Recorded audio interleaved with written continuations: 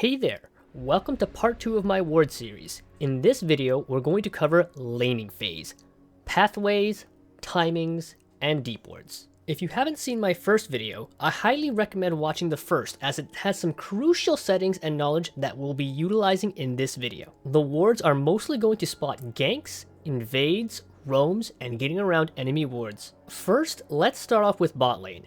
There's 3 lane bushes, both tri-brushes, the river bush, Krug bush, and the Gromp bush.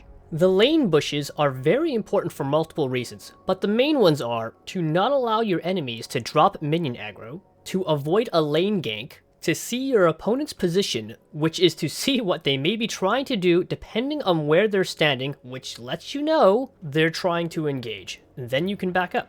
They're trying to poke you, but you can see the beginning animations of their ability, so it's easier to dodge. They're afraid of your jungler, so the enemy is standing pretty far back in the bush, so they have less distance to cover to run away. Or they're recalling, which gives you a bunch of options. There's more intricacies to laning phase, controlling the lane, and 2v2ing, but that'll be for another video. For now, this'll just be about warding.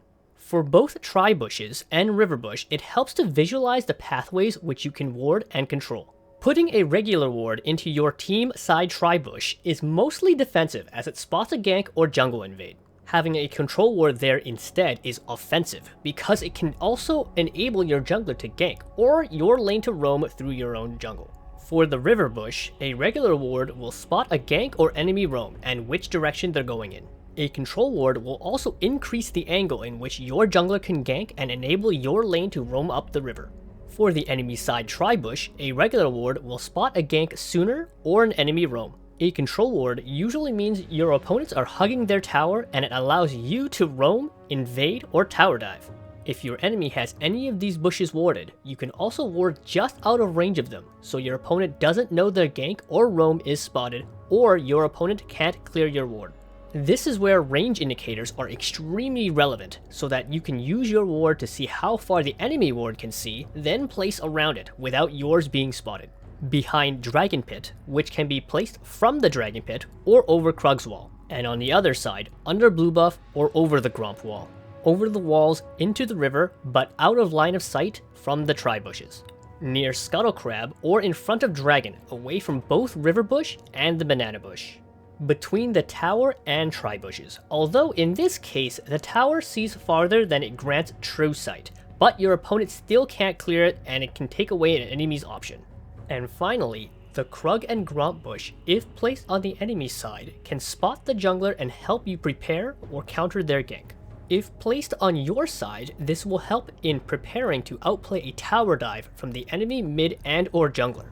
For mid lane, the principles are very similar, covering pathways and to remove angles in which mid lane can be ganked or roamed on. The most common paths being the river, the ramp, and the raptor wall.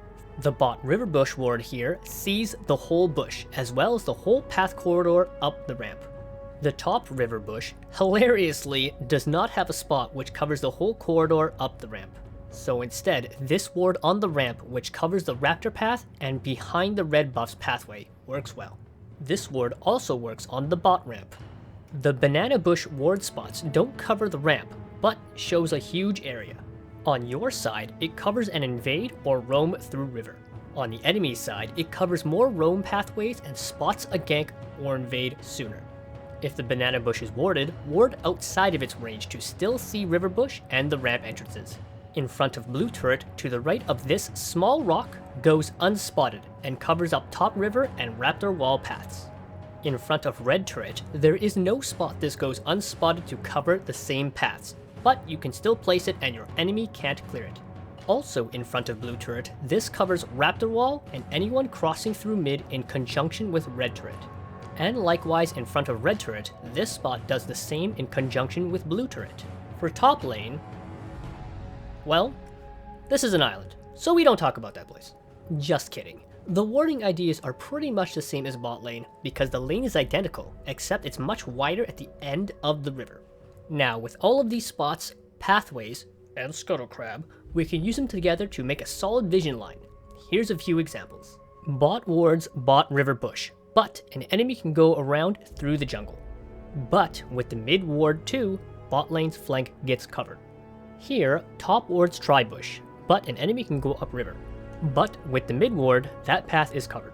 These ward setups are generalized, but the wards can be anywhere, as long as they're in a spot to see the direction in which the enemy is coming from, or which way they are moving in. Wards are meant to reduce the potential plays your enemy has, then playing around the remaining options, or they walk on your vision and you punish them by countering their play. Which leads us into timings. Now, there's a lot of things that can happen in-game, even within the first 2 minutes, but we'll go with the most common timers in each game which you can ward for. 145, 1 camp gank, usually from red. 235, 3 camps gank or invade. 330, full clear scuttle timer. 4 minutes, re-clearing jungle from the camp they started the game on. 5 minutes, void grubs and the dragon. 6:45, yours or enemy first blue or red respawn. 10 minutes, unleashed teleport. There's a lot more in between and after because of the amount of variables and game state, but the point is to ward for these common plays and timers, and many more. For deep wards, the purpose is to see the jungler's pathing, which can be enough information to deduct where the enemy jungler will go for the next 30 seconds or more. It can also spot the support roam pathing too. Between the mid turret and the wolves bush, this commonly goes unchecked and you can put a control ward in it. However, this does not completely cover this mid to wolves pathway if placed in the bush. The bush directly in front of red buff also commonly goes unchecked, which can also have a control ward in it. The raptor camp bush. There's so much more to warding, but these ward locations are applicable to a vast majority of your games. At the end of it all, these are all just ideas and concepts to place a good ward, but almost any place can be a good ward, so long as it gives you information to make a play, prevent an enemy's play, counter your enemy's play, or plan your next play. If you want to see more, like the video, subscribe, and leave it a comment down below. Any questions may even make it into the next video.